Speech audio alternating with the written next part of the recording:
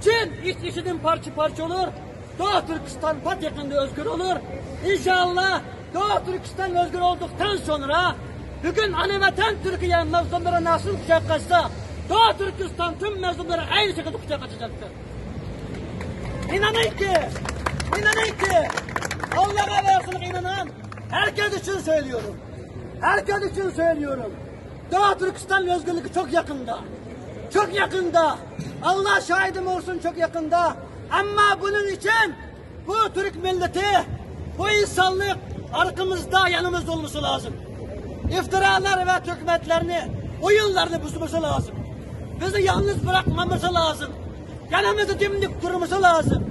Allah için ümmeti Muhammed bu Müslüman Türk, Doğu Türkistan usulü diyen kardeşlere sahip çıkması lazım. Biz kimseden bir kuruş para istemiyoruz. Biz kimseden bir kuruş para istemiyoruz. Biz sadece Doğu Türkistan için, Doğu Türkistan Müslüman olarak kendisine hürmetine sahip çıkıyoruz. Doğu Türkistan Türk olarak kendi Türk'üne sahip çıkıyoruz. Doğu Türkistan insan olarak Doğu Türkistan'a sahip çıkıyoruz.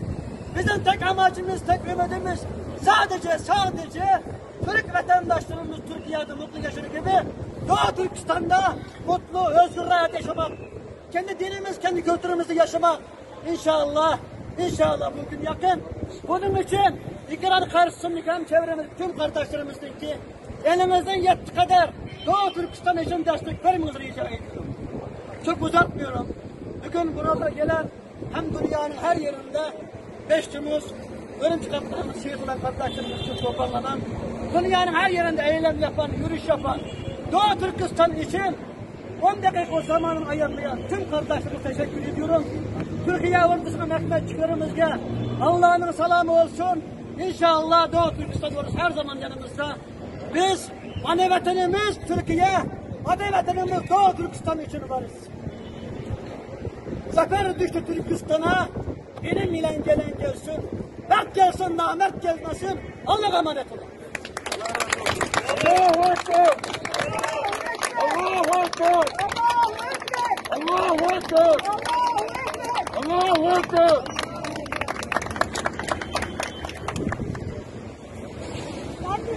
Başlayarak devam ediyor. Yani bu 2009'daki soykırım yakındaki 20 sene içerideki soykırımdır. Bundan önceki soykırımlar daha yüksekti. Bunu unutmayın. Unutmayın. Ağzınıza almazsınız. Büyük ana dedelerimiz, büyük dedelerimizin soykırım yapıldığını ağzınıza almazsınız. Türk değilsiniz, devlet değilsiniz. Bunu unutmayın. Siz 40 kere atom bombardını yerlediniz dağımızda. Bunu unutmayın. Yani böyle durumlarda hiçbirisini unutmadan tek hesap alacağız. Yakın 20 seneden nükleer savaşını aşağıya indirdikten sonra bakteriyel savaş açtı.